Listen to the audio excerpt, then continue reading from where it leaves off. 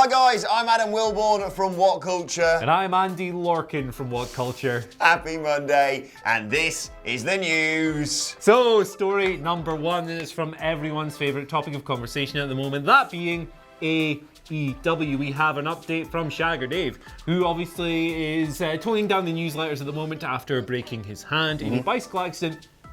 But in a breaking news audio over the weekend, he has reported that AEW are currently locked into talks with two major TV networks. And once one of them signs, which you presume is going to happen if they're at this advanced stage, it will be the biggest non-WWE TV deal signed by any wrestling promotion since WCW were on TNT back in the day. Very interesting stuff, this. Yeah, what do you reckon? Well, this is huge news. Like, whenever we talk about AEW, all people say in the comments is, well, they are at the moment just kind of a bit of a speculative company. They haven't put in any shows. Yes, you know, the guys behind it were responsible for All In, but we haven't seen anything that they can do yet. Why are you speculating about all these guys going there from WWE? We don't know if they're going to be successful or not. But this is an indication that they are not only aiming high, but they're looking effectively a bit like WCW to compete with WWE. Yeah, with a major deal, which is exactly what they need. And obviously they've already trademarked Tuesday Night Dynamite.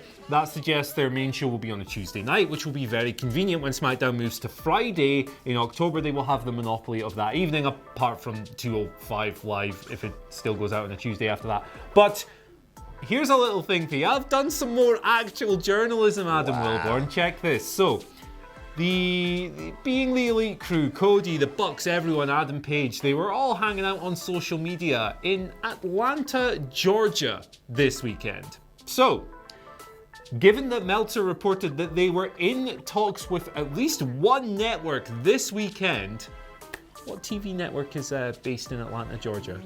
Might be a little corporation you may know of called Turner Broadcasting. Who is the head honcho of Turner Broadcasting?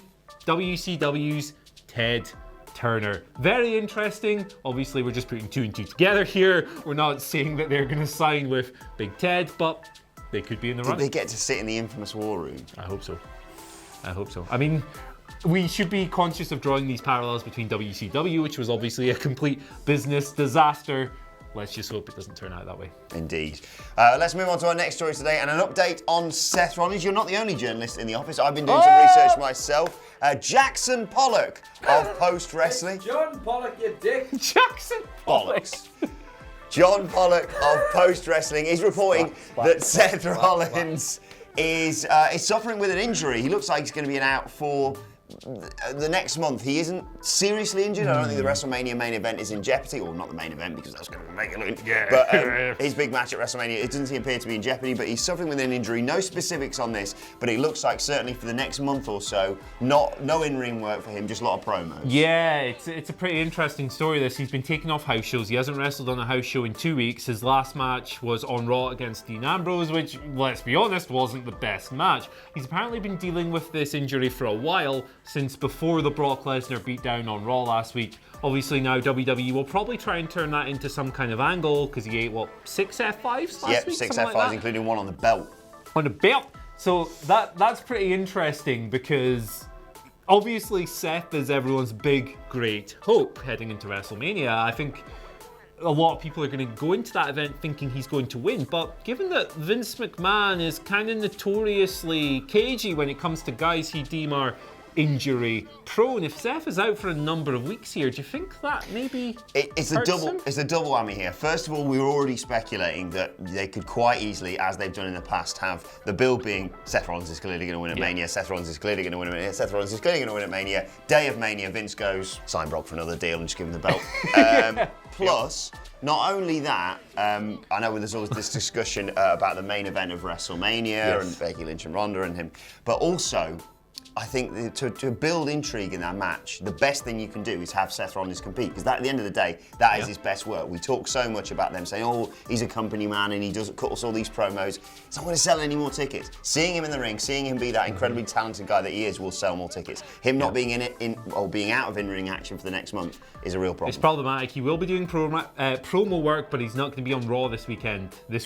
Tonight, apparently. Speaking of guys who won't be on Raw, I have an update from the AJ community. community. Nice. Professional rollerblader AJ Styles. So, there was part-time wrestler, full-time rollerblader. There was a report circulated over the weekend. I have a direct tweet from AJ here. Wrestling News World, for some reason, uploaded this story stating that AJ had agreed terms on the new WWE contract. And guess what? They just kind of made that up, haven't they? Just made it up. Just made it up. It's not the old Meltzer excuse of plans change. They just made the bollocks up. So they posted this story, and AJ, in the latest example of him being really confused by things, tweeted in response. I'm going to do it in his accent because why not? What was that? Are you sure? Please let me know more about this because I know nothing about this. And he's done a little emoji there as well. So, what, you smoke that, Bill? You smoke that, Bill? Yeah, interesting this. Weird. Because Shagger Dave wrote last week that AJ is expected to re-sign with WWE, and I think we'd be very surprised if he doesn't, but that he hasn't already for a contract that reportedly expires in April is kind of interesting. Yeah, it's going to spark speculation like this, but I sense with him responding to a tweet like that, it would suggest he's going to be leaning one way rather than the other. Yeah, you'd think so. I mean, he will smartly use AEW as leverage against WWE to drive up his own price. That's just good business. But I would be astonished if he went elsewhere. Either way, I'm just really enjoying this new angle with AJ where he just doesn't understand stuff. Where he's like, toxic masculinity? What's that? I don't get it. What's Gillette? I don't know. What do you know? That woman might have said someone to the boss, man. Very good accent, I'm sure you'll agree. Absolutely. The comment section. Well, before we move on to our questions from the Q&A community, we have a final update on Kevin Owens, who tweeted recently that he had a match with Adam Cole at the Performance Center, but don't expect to see him in a WWE ring anytime soon. He says he's going to see the WWE fans in a few months. He looks like he's slowly getting back to fitness. Certainly recent photos of him look like he's dropped a fair bit of weight as well. Yeah, good for him. We're all really excited. I can't wait to see him back in a WWE ring.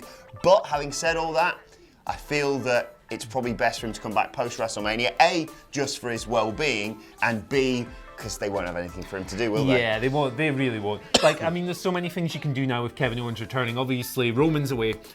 Brock is probably away after the next Saudi Arabian show, so there's a clear spot there in the main event slot for more than one wrestler. But they could also do something really cool with him and Sami, perhaps as a tag team, really elevate that division as well, because it really sucks at the moment. So lots of interesting possibilities, but things are going to be very complicated heading into WrestleMania 35. Obviously, there's a hard reset coming after that. Maybe he'll come back on the Raw after Mania. That'd be cool because, you know, I know a few guys who are going to be there. Absolutely. So, yeah. Let's move on to some of your Twitter questions from today. Then don't forget them tweets. By the way, I wasn't dropping any exclusive returns. Don't forget you can tweet about us at WhatCulture WWE. Let's move on to our first question from Mark Gallagher, who sent us a video question for today. Nice. He's love Mark Gallagher. I was going to say, he looks a little bit like Jay White here. I'm liking the Switchblade look, man. That's It's cool. very, very good. Hottest heel in the business at the moment. So the Jay first- White, get Mark Gallagher, it's not a heel. Yeah. The first question comes from Mark Gallagher, and he asks, in June 2016, just 3 years ago, there were only 5 titles around. And now, 3 years later, their 16th one's unveiled. Do you think they should calm it down? just what you need on a Monday morning. Absolutely. A lot of belts, a lot more belts than 3 years ago. Say it properly, What do you make of them all? On the question of whether or not they have too many belts, yes, I do believe WWE need to calm their proverbial tits. There's far too many. Like, I get that they need a certain amount of them because they have 2 main roster brands now, but does each brand really need a mid-card belt? Does NXT really need a mid-card belt? Do we really need all these other regional titles that will be coming in? It just seems to me to devalue the whole thing. And then, of course, every single show has a top title, and is it really necessary? I'm kind of the opposite side of this. I enjoy the amount of belts we've got right now. I think the mid-card belts are good because you've got, if you're bringing people up or you're starting people off or you need something for people to fight over that isn't the major belt, I'd much rather them have a mid-card belt to fight over other than some nonsense feud that Creative are in charge of, for instance. Well, and Creative shouldn't be in charge of anything. Right, and I'm a big fan of the mid-card belt on NXT. I mean, look, we were going to get a great match between Johnny Gargano and Ricochet anyway, but just to have a belt on the line adds that little bit more intrigue. Having said all that, I do draw a line following the women's tag team belts. I think That's a great thing No to more. have, but no more for us for a while now. And the good thing about that is that it's going to swap between brands. So Exactly. 2 birds, 1 stone. Apart from maybe a hardcore belt, although that's very much wishful thinking. What if they did a network show that was just... Never mind. Never mind. Okay, the next question comes from GRY on Twitter. It says, if the halftime heat got viewers, do you think those guys don't deserve a main event status now? I watched this last night in the middle of the Super Bowl. I know you haven't seen it yet. I forgot it was on. But judging by the stuff on social media and judging by the questionable Maroon 5 performance at the Super Bowl, look, the response, I don't know what the viewership is yet. We'll have to wait. I'm sure we'll hear that in the next few days. Shagger will probably have an update on that. It was on everything. It was on YouTube, Facebook, Twitter probably. It was on the network. I certainly tuned over and was not disappointed. It was fantastic. Adam Nicholas watched it as well. It was exactly what they needed to do for that match. Some people may argue it was a bit of a spot fest, but what are you going to do with those 6 incredibly talented guys? And look, we already knew they needed calling up to the main roster ASAP, but this just evidences that there's an audience there for it. Yeah, I think putting them in as main eventers throws up way too much. I love everyone in that match. I think they're all very good. Not all of those guys are stars, let's be honest. Ricochet is a phenomenal professional He's one of the wrestler. stars of halftime heat. I completely agree I completely believe that, but that is in the Performance Center Arena. exactly. NXT, sorry, yeah. Physical charisma, spoken charisma. It's a big jump. I think out of those 6 guys, Tommaso Ciampa, absolutely, main event potential. Each of the other ones, phenomenal wrestlers, personal favourites of mine, not so sure. Velveteen Dream, but... Oh, Dream, sorry. Dream's he's money. But he needs to be handled correctly. Adam Nicholas, you meant to say something there. I was. Your friend Jackson Pollock, a.k.a. John Pollock, sent out a tweet that said about the halftime heat streaming numbers from when the matches actually finished. YouTube had 71,000 views. Twitter had 5,000, obviously rounded up. And Facebook had 10,100 views. So nothing staggering. Yeah, but well below your average Raw and SmackDown viewership. But having said all that, Obviously. I think that the excitement around it will continue because it was just a fantastic match. They should do this every year. Yeah, absolutely. Final question today comes from Marky Louis G, who says, if Ambrose truly is leaving WWE, which of course he isn't, this is all a work, everything's a work, who would make a great send-off feud for him? Personally, I'd go with Aleister Black, but what do you guys think? While we could definitely sit here, and I think Aleister Black would be a very good feud, good idea. While we could sit here and fantasy book a number of different scenarios that we'd like to see him putting a younger star over on the way out, perhaps, I think what's most likely is that he will A, either not appear at all before he leaves, and I do believe he's leaving, or B, they will job him out. Bo Dallas. No, they're obviously not going to job him out to Bo Dallas, but I think he'll be treated like dirt if he's on TV. Maybe if they're going to do this intergender stuff, he will lose to Nia Jax. That is literally what I was about to say. I don't think he's leaving. I've convinced myself it's a work and no one will convince me otherwise. But if it isn't and they're going to get rid of him, I'd like to see him in a feud. Aleister Black would be a fantastic feud. Bringing anyone up from NXT to have a feud with them would be brilliant. But if he is leaving, knowing WWE, as my good friend Andy Murray said, it's probably going to be to Nia Jax. So have fun with that comment section. There was talk about a big match with EC3, and he's hasn't said a word on camera yet, has he? Pretty much. EC3. I won't. I was always brought up to say if you got nothing nice to say. I am in the top 1%. He looks good in a suit.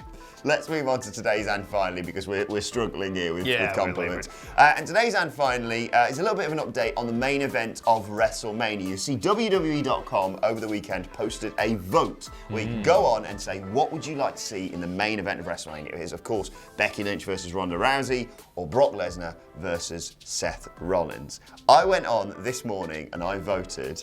You can probably guess which way I voted. It is, of course, for Becky Lynch and Ronda Rousey. Do you know what the percentages were for those two matches? And can you have a guess? Because, you know, smarkier fans, I hate using that term, but smarkier fans would say it's obviously got to be Becky Lynch. But your casual fans are clearly supportive of Seth Rollins, and he closed out the Royal Rumble. So what do you reckon the vote was?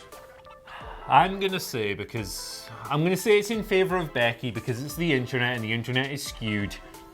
55-45. It's a good guess. the correct answer, or at least when I voted on it, it may have changed by now. 82% of people want to see Becky Lynch versus Ronda Rousey at WrestleMania. Wow. I realise, yes, as you say, it's the internet, it's different, it's skewed. Yeah, that's but crazy. But for God's sake, Vince, listen to your audience. No one wants to see Seth Rollins, Brock Lesnar in the main event. Well, 18% of people do, but they don't really matter. Yeah, everyone wants to see Becky Lynch versus Ronda Rousey. So for God's sake, make it happen. Come on, WWE. Listen to the magic booker Brock man Lesnar's going here. to close out Experts. WrestleMania holding the belt up, isn't he? You know, all those WrestleMania, all those companies we've run. Indeed. We know. Well, let us know your thoughts on that and all of today's news stories in the comment section below. And of course, don't forget to like, share, and subscribe. And check out our wrestling podcast by searching for What Culture Wrestling on either iTunes or Spotify. My thanks to Andy Murray. Thank you for watching, and we will see you soon.